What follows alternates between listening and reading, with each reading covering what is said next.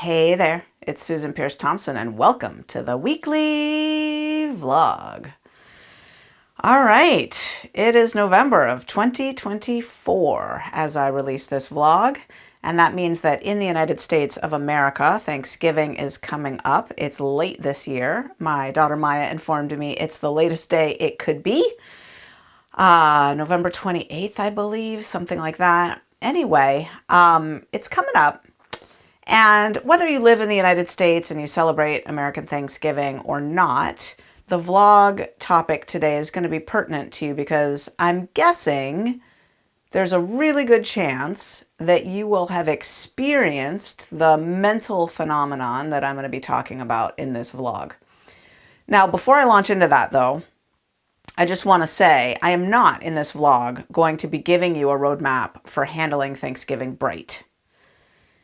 But I am going to tell you where you can find such a roadmap. I've shot many of those vlogs in the past, and if you're not already aware, it's just really important that you know that you can access the whole Brightline Eating vlog library by going to our website, brightlineeating.com, and clicking on vlog, of course, and then there's a search bar there. And if you just put Thanksgiving into that search bar, oh my gosh, this treasure trove of old vlogs will come up, but old but very, very relevant to today because, oh my gosh, it's Thanksgiving again.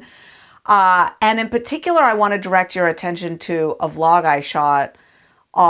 It's called Thanks and Giving. Thanks and Giving. And it's about the twin pillars of navigating Thanksgiving successfully, which are gratitude and service.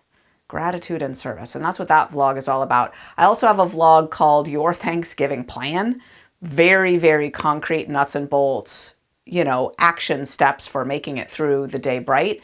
And then I also have a couple vlogs called How to Have a Bright Thanksgiving. I think one of them is How to Have a Bright Line Thanksgiving, How to Have a Bright Line Eating Thanksgiving. Again, really concrete action steps for navigating Thanksgiving bright. So I've done that vlog. I've done it a bunch. I've done it well. It's there for you. It's a great resource. Go access that. I really encourage you.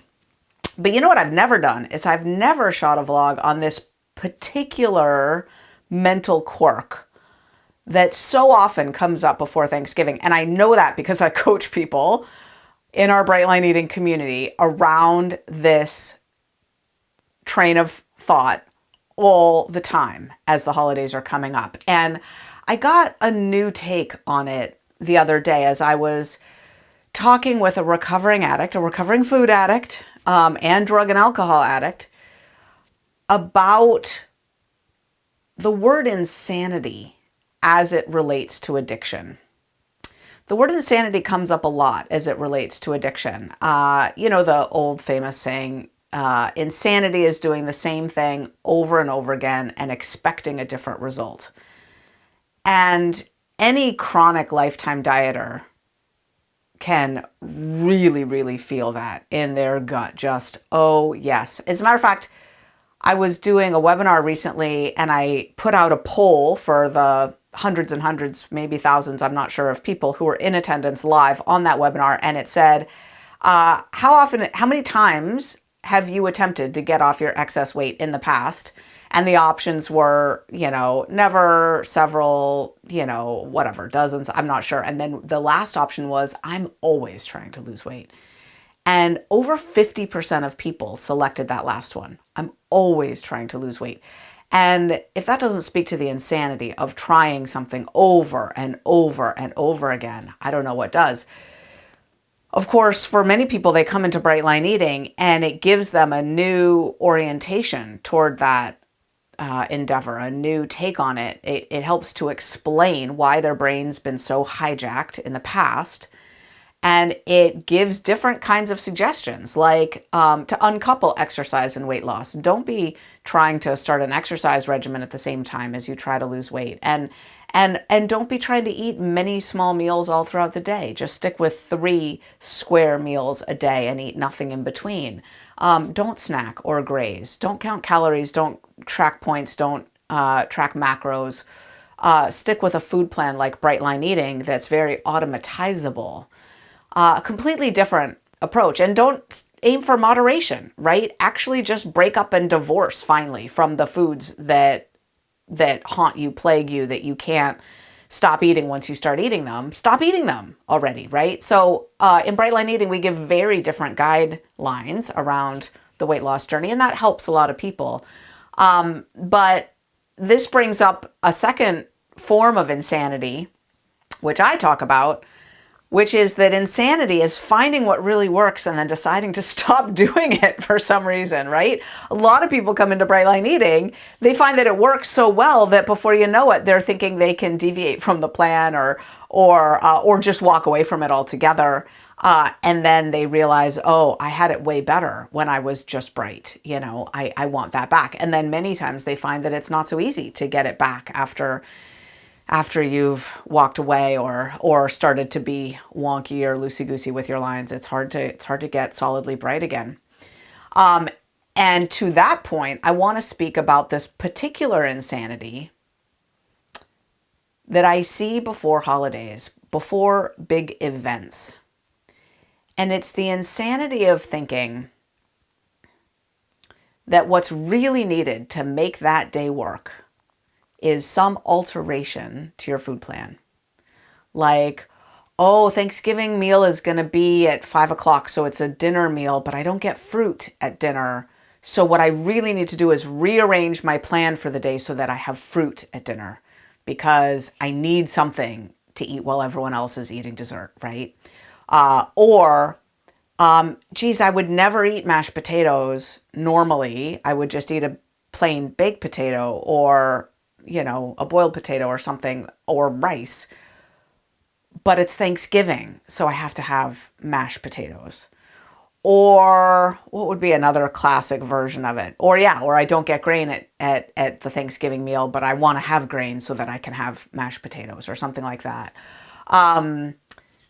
Thinking that some form of sexifying your food, or I guess just I'm going to take a break from Bright Line Eating for Thanksgiving. Typically people don't call in for coaching with me around that.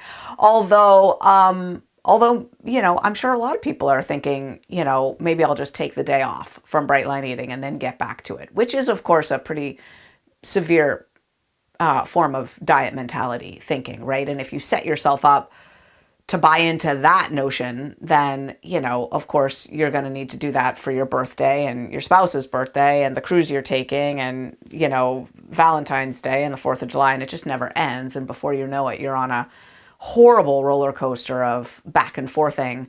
The only way to really live Bright is to adopt it as a deep identity and to just do it 365 days a year, to just really think Thanksgiving is a Thursday. It's just really a Thursday.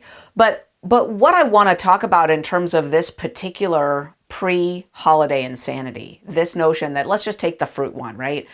That, because I feel like that's the most common thing people ask me is I don't get fruit at the meal that's going to be the Thanksgiving meal. Can I move my food plan around that day? What they're typically usually asking is, can I just not have my fruit at breakfast or lunch and just have it at the dinner meal or swap something else out anyway?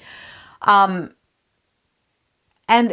the particular insanity of that thinking is a form of insanity. I call it insanity. If you look in the dictionary, I'm not talking about insanity as, needing to be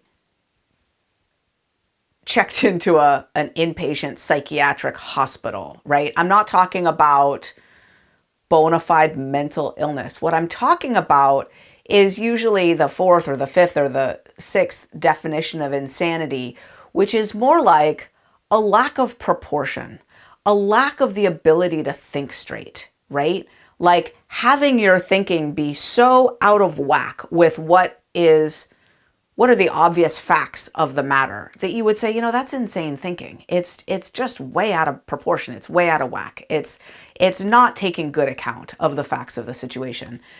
I think of the scales of Lady Justice, right? Where you've got the scale on one side, like a pan balance, right? A pan scale where there's, this on one side and then an equal weight on the other side, and it balances out nice and evenly. Like what's the proportion of the situation? What really matters on this end? And it's so interesting that putting 6 ounces of strawberries, over here so that you have 6 ounces of strawberries to eat when other people are eating Thanksgiving dessert, right? That somehow in our mind, that grows in importance to where it seems to counterbalance everything else that's on the other side of the scale, which might amount to, for example, I'm going to be thinking about this idea many, many, many times a day in and day out for weeks before Thanksgiving Day actually arrives. I'm going to be obsessing about it. It's going to be occluding my ability to think about my life, the people I love, the things I care about, the day I'm actually living today, because I'm thinking so much about 6 ounces of strawberries that I may or may not decide to eat in 2 weeks. So there's that. There's the mental obsession, right? How much mental real estate we're going to give over to this will I, won't I, should I, shouldn't I negotiation that started in our head. And then on the other side of the scale, we've got the very real possibility that mucking with our food plan might throw us off our bright lines altogether and set us up for months, maybe years of wonkiness with our lines, an inability to get our weight off the way we want to, potential health challenges related to weight cycling and maybe our weight going up again, the potential diabetes or heart disease implications of that. We've got on the other side of the scale the reality that if we believe the lie that 6 ounces of strawberries is actually going to do it for us, like make the whole dessert course of Thanksgiving so much easier, when the reality crashes in that 6 ounces of strawberries are eaten very quickly and everyone else is still eating dessert, and now you still have nothing to eat while they're still eating dessert. And you would have been better off finding another way to approach the day and the meal and that course of the meal. For example, resolving that at that time, you're going to be the one doing the dishes. Or at that time, you're going to be the one launching everyone in a lovely round of gratitude sharing, or what you're most looking forward to for the rest of the holidays sharing, or what was the highlight of your 2024 so far sharing. Or you could be the one, instead of thinking about will you or won't you decide to move your food plan around to get 6 ounces of strawberries on Thanksgiving, you could have been spending all that time researching interesting ways to have your family connect more on the day, fun question prompts to ask people, looking into different ways to talk with your nieces, your nephews, your grandmothers, your grandfathers, your people, right? Whoever is going to be there, looking into things they're interested in, so you have things to talk with them about. You could be doing so many other things with that mental real estate, right? And so this form of insanity is a lack of proportion, a lack of the ability to think straight. And in my experience, it's one of the biggest hallmarks of my disease of food addiction. What happens for me is when I'm in my state of diseased thinking, I can put my health, my happiness, my well-being, my ability to show up for my kids, my ability to show up for my husband, my self-confidence, my feeling of being at peace in my own skin, my love of life, my joy in my heart, my ability to connect in my soul with my higher power, with gratitude and peace, my physical health, my ability to wear all the clothes in my closet that fit today, thank you God, my comfort in my own skin, my ability to get a good night's sleep, my lack of needing any cholesterol or blood pressure or diabetes medications whatsoever. I can put all of that on this side of a scale, and then somehow an extra 6 ounces of strawberries on the other side of the scale feels like it balances out. Like I might need that extra food so badly. I mean, I'll be honest, for me, it's usually not 6 ounces of strawberries on the other side of the scale. Whatever, let's say it's a cookie, right? Whatever it is. And my lack of proportion, my lack of ability to think straight when I'm really in the grips of my disease I am so unable to call to mind with the necessary force the consequences of going back into my food addiction that the presence or the desirability or the availability of some bit of food right now actually seems like it balances out the risk of giving up all of those other things. That is insanity. That is absolute, utter insanity.